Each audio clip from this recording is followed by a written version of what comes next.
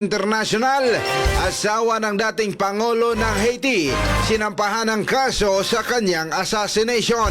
Para sa kumpletong detalye ni Ana mga katropa, paminaunta ang report sa ato ang international correspondent, si katropang Micaela Almalves Romero. Katropang Micaela, express balita mo! XFM Report.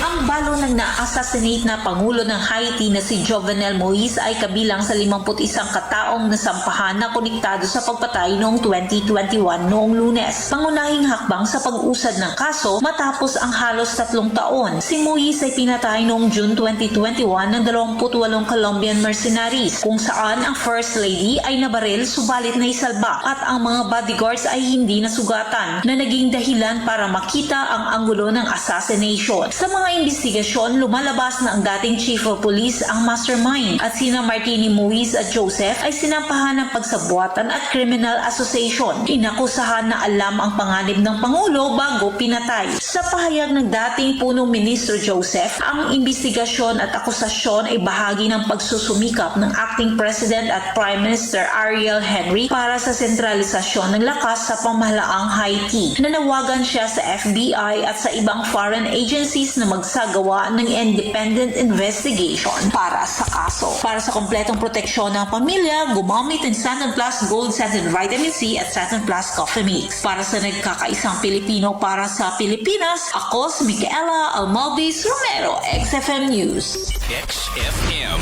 Report.